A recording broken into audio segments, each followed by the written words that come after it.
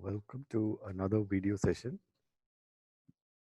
In this session, we are going to look into one more classification of signal that is called the causal and non-causal signal. So what do we mean by causal? So again, this is not casual, this is causal. What caused something? That's why it's called causal. So usually you give some input and that will cause some output, right? So therefore that input is what we call it as that caused an output. So therefore these are called as causal. Now before giving the input, it produces an output, or if it is predictable, that means even before saying something, you are telling it out. That means it is predicting, isn't it? So those predicted ones are called non-causal. All right. If it is not predictable, then it is called as a causal. All right, that is the simple understanding of a causal and non-causal. Now how do we represent this? For example, if I say x of t is a function, and for a, can you tell me what kind of signal is this? Is this continuous or discrete? Yes, this is a continuous time signal. So this is the notation we follow for continuous time signal, and t is a continuous variable. What is continuous and discrete time classification? You can refer the video. All right, so this is x of t. So we say that this signal or this function is equal to 0 when t takes the value less than 0. All right, so that means if you, this is the function representation. All right, now if you want to draw graphically the simple signal, so this is at t equals 0. So where does t less than 0 come? T less than 0 will come to the left of 0 line, I mean 0 point. All right, this is -1, -2, -3, etc. up to infinity. T greater than 0 means +1, +2, +3, etc. up to infinity, plus infinity. This is up to minus infinity on the left side. This is extending up to plus infinity on the right side. All right. So now if you draw the signal, draw a simple function. I'm just drawing. It can be anything. I'm just drawing some random function, something like this. All right. So this function is not starting before 0. It is starting at 0 and goes on up to, maybe it is ending after some time, or it goes up to infinity. We don't know. So this is what is the condition. That means the function should not exist before t is 0. I mean, before we are talking of the time, it should not exist. All right. So therefore, such a signal is what we call a causal signal. If this condition is satisfied, x of t, the function x of t is equal to 0. The function value is 0 when t takes a value less than 0. See, t exists here also, t exists here also. But then the function value does not exist. So you can see the graph. There is no amplitude for t less than 0. There is some amplitude for t greater than 0. All right. So this is what we are calling as a causal. Okay. So what is non-causal? Now, for example, if you want to draw the non-causal, I will draw above here. So this is our 0 point. And simply, I'm just drawing some random graph. So this is something like this. I'm just drawing.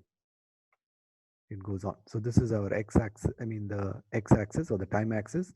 And this is our 0 point. The signal is starting before 0. All right. So it is not starting after 0. So that means, let me say this is at -2 or -1, whatever value you're taking. So the signal at t equals -1, if you put the t at t equals -1, x of -1 is not equal to 0, isn't it? So x of -1 is not equal to 0. It is having some function value. X of minus 0.5 is not equal to 0 because when t is less than 0, so even for one value, if the signal exists for less than, for t less than 0, then we say that the signal is a non-causal signal. All right, so this is non-causal, it is not causal. So such kind of signals are predictable. That means they can predict the output. That is what we say causal and non-causal. So even in the case of systems, we have causal systems and non-causal systems. So in the signal classification also, we have causal and non-causal. So therefore, when t takes -1 in this case, or t takes less than 0 and more than -1. Okay, see, minus 0.5 is more than -1. That is more positive. That's why we say minus 0.5 is more than -1. Okay, fine. So therefore, uh, for all that value from -1 to 0, the signal exists. So therefore, this condition is not satisfied, and that is why we say that this signal is non-causal. Now, there is another term called anti-causal. All right, anti-causal means it's just the opposite of this. So x of t is equal to 0 for t less than 0, isn't it? So, but x of t exists only for negative values. That we call it as a anti-causal. Say for example, if I draw something like this, some signal, and this is the 0 point. If you say, and this is this side are all the positive values of t, and this side are all the negative values of t. Exactly opposite to this. You see, now such signal or such functions are called as anti-causal. So it is exactly opposite of this causal. Anti means against or opposite. So this is called as the anti-causal. This is non-causal. It is not a causal. That means it's not exactly completely opposite to this. It is having some in the non-causal region and some in the causal region. All right. Whereas this is completely in the non-causal region. That is why it is called as anti-causal. All right. So these are some of the points that you have to remember. So this is for a continuous time. Similarly, if you want to write for a discrete time, I will write it this side, x of, so which is a discrete variable we use. We use the independent variable n. So x of n is equal to 0 for n less than 0. For n less than 0. So that is, then when this condition is satisfied, we say that the signal is causal. So if the signal is causal, it will start only at a 0, and then it exists for positive values of n and not for the negative values of n. So if you take this as the axis, this side is, for example, okay, here you just ignore this continuous signal as of now. We just say if this is the n axis, that is the time axis, 0 plus 1 plus 2 plus 3 etc. comes this side, 0 minus 1 minus 2 minus 3 comes to the left. So therefore, when we say x of n is equal to 0 for n less than 0, then the signal will exist to the right of 0. That's always the simplest. Suppose we have a simply let us draw a signal, and the signal starts at n equals plus 1. Say n is equal to plus 1. Then the signal is not, this condition is not satisfied. The signal has some function value when n takes a value less than 0. So this is the 0 point. At n equals -1, the signal has some function value. So therefore, it is not equal to 0 for n less than 0. Therefore, the condition is not satisfied and the signal is non-causal. Again, you will have anti-causal also, which will be opposite of this. All right. So therefore, you can recall all these things. So in a similar way, now let us go and solve some problems on this.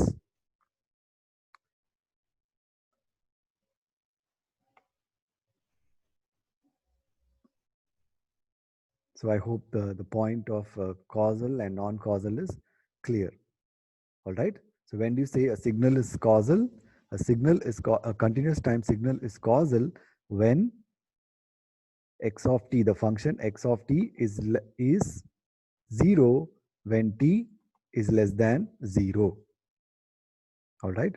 So if t takes a value less than 0, then the function value is 0. Then we say that the signal is causal. Now let us solve some problems.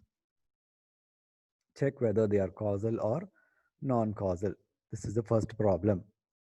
Now x of t is equal to e to the power of 2t u of t minus 1. Now this is a problem given. We have to check whether this is a causal signal or a non-causal signal. All right. Now you see here, where does what type of signal is this? This is a continuous time signal. And what is the representation? We are using the function form. We are not using the graphical form. All right. We have two functions, exponential function and unit step function. So where does the unit step function start? Where does the unit step function start? It starts at t equals plus 1. All right. Suppose if you want to draw the graph of these two signals. Okay. So simply let me draw the two signals. So what kind of signal is this? What kind of signal is this? This is exponential, and therefore we have, this is a positive exponential. So therefore it is a growing exponential. So it will keep growing. All right. Let me just pull this up. Okay. This will keep growing. This is the first function. I'm just drawing exponential. It's a exponentially growing function. Okay. And let me say at some value t is equal to 0. At t is equal to 0, the amplitude will be 1. Okay. So this is at 0, t equals 0. This is the first function, exponential. I'm just explaining it for your graphical. You can directly put in this and solve it. Anyway, next function is u of t. Where is u of t start? U of t will start at t equals 0. But this function is u of t minus 1. So where does it starts? It starts at t equals plus 1. All right. So at t equals plus 1. So this is the 0 point. This is t is equal to plus 1. So from here, it starts, the signal starts and has a constant amplitude of 1. When it goes on up to infinity, this signal also goes on up to infinity. This is your amplitude, this is your time axis, this is your time axis, and this is your amplitude. So this is your 0 line. Sorry, it is not a straight line.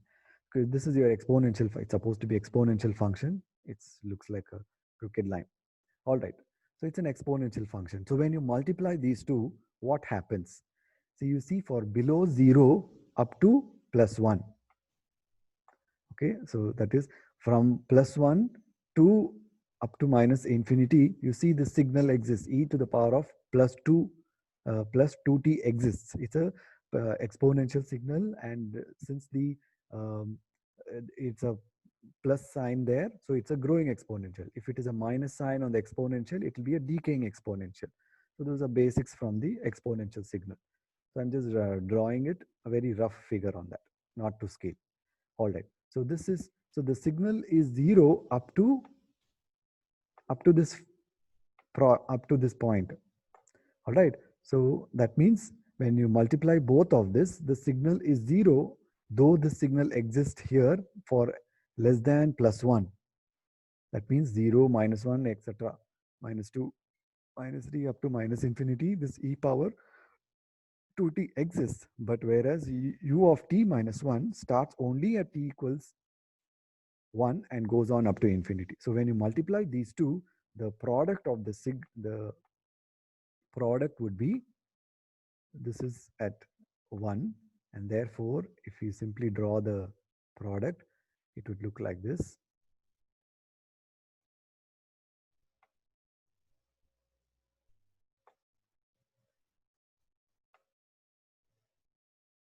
So that means whatever is beyond this point, that only will occur below this It's 0. So 0 multiplied by anything will be 0, isn't it? So therefore, this is what is the signal. Now, this is our 0 point. Now, looking at this graph, can you tell me whether the signals is a signal available for less than 0? No. All right. So the signal e power 2t function itself is existing for negative values of t. But whereas u of t, when you multiply with the unit step function, this whole function, the product function, becomes a causal signal. All right. This is non-causal. It exists for both the negative region as well as, I mean, negative t, negative values of t, as well as positive values of t. But when you multiply with u of t, it becomes a causal signal. All right. So this is what we have to understand. So therefore, the signal, whatever is shown here, is a causal signal. I hope you understand that. Or simply you can put t equals -1. At t equals -1, that is a graphical way of understanding. Now, function way, in the direct function itself, you put different values of t. What it should not happen, it should, that the signal should not exist for negative values of t. That's all. What are the negative values? It is anything less than 0. It can be even -0.1, -0.2, -0.111, anything, any value less than 0. It can be even -1, -2, -3, -100, anything. All right. So for all those negative values, the function value should be 0. Then you say the signal is causal. Now you put t is equal to -1. At t is equal to -1, x of -1 will be equal to e to the power of 2 into -1. This is some value. E to the power of -2 is, it will give you some value.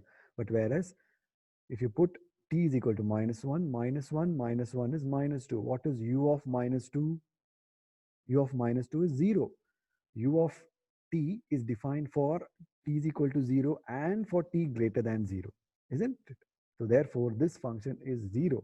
So that is another way, a simpler way of understanding.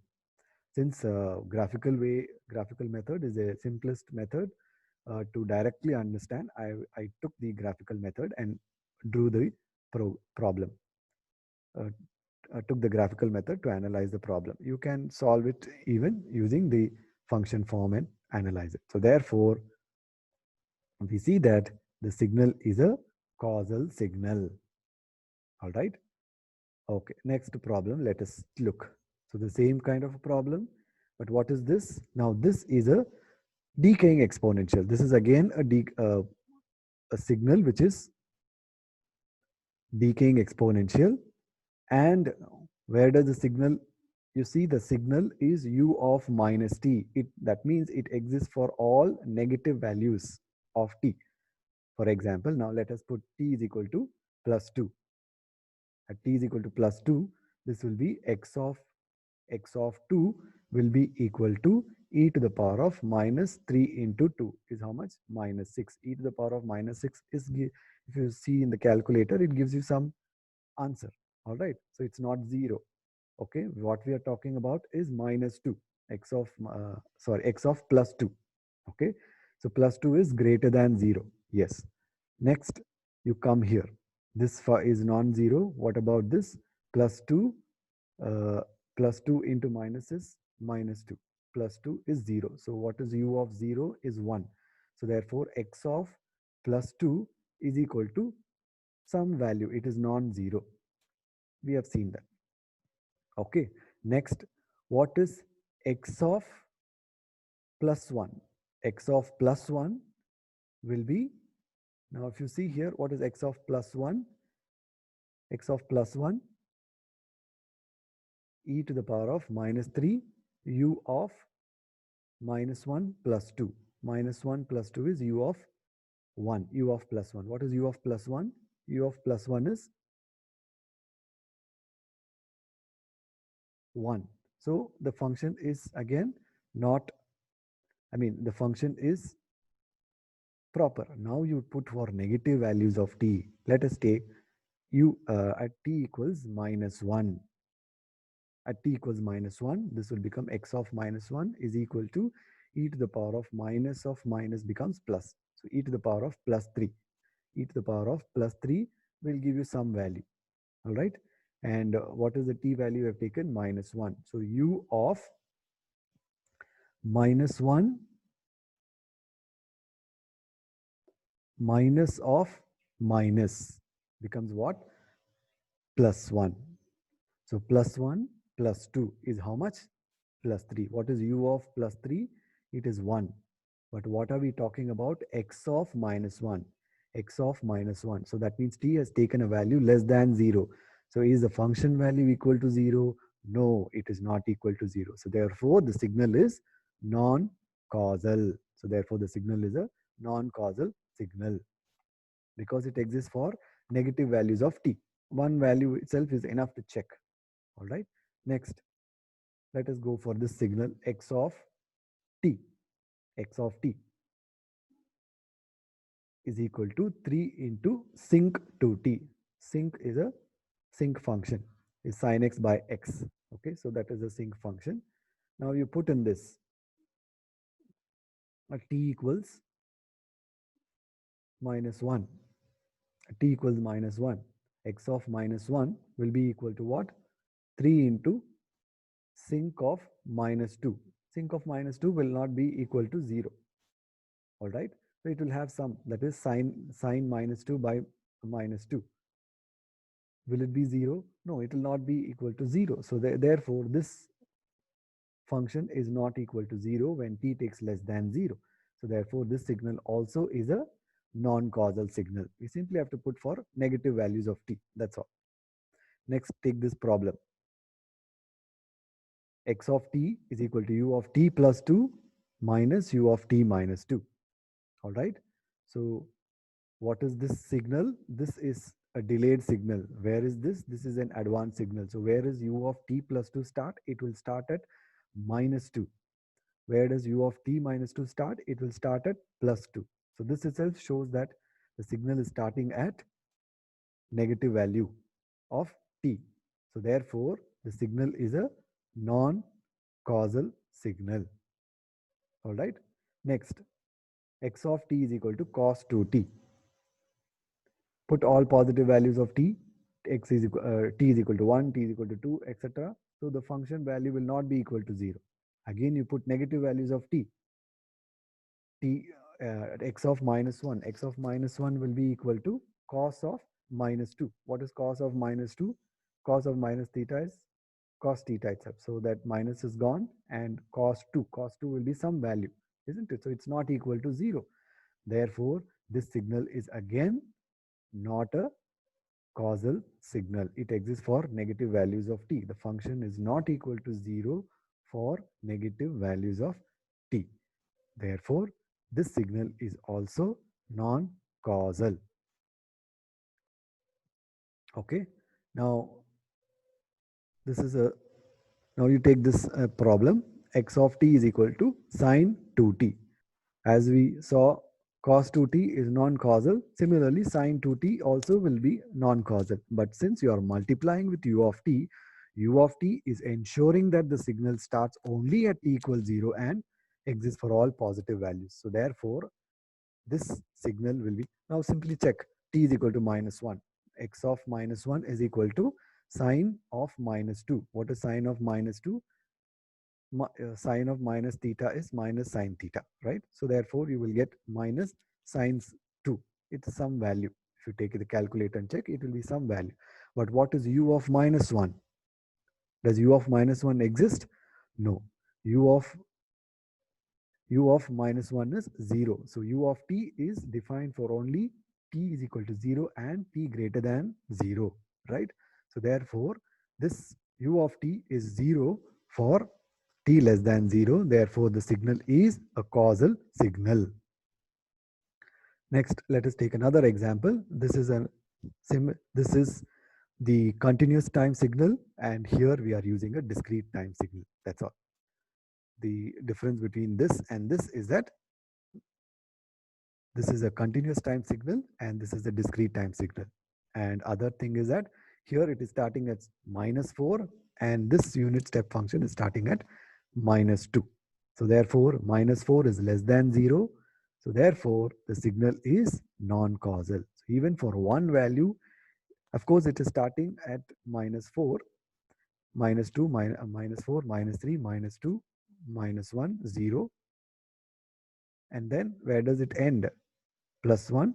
And at +2, it becomes 0. The signal becomes 0 at +2. So therefore, the signal exists for few values when n takes negative values, isn't it? So therefore, the signal is non-causal. All right. So similarly, this is a exponential signal.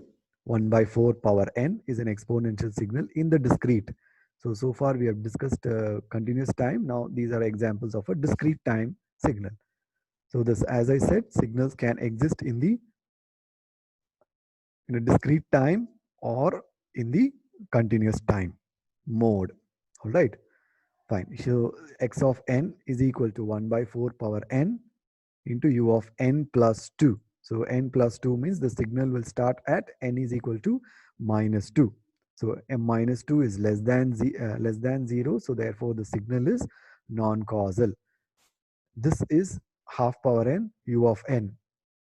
So it starts at n equals 0. U of n will start at n equals 0. So this is causal, but this is non-causal. But when you take a sum of both of this, it is again non-causal because for two values it exists, isn't it? So that is from -1 and -2, -1, it exists. So therefore, as I said, even for one value of n, when n is less than 0, if the signal is not equal to 0, then it is called non-causal. So therefore, this signal also is a non-causal signal. Next, x of t is equal to 2 into u of minus t. As I said, what is u of t? U of t exists for all 0 and all positive values of t. But what about u of minus t? It will exist for all negative values of t. All right. So we put t is equal to -1. X of -1 is equal to 2 into u of -1 is +1. What is u of +1? U of +1 is 1. Is a function value equal to 0? No. So 2 into 1 is 2. Amplitude of 2 at t equals -1. The function value is +2. What is t is equal to? Minus zero point 0.5. Minus zero point 0.5. You take minus 0.5.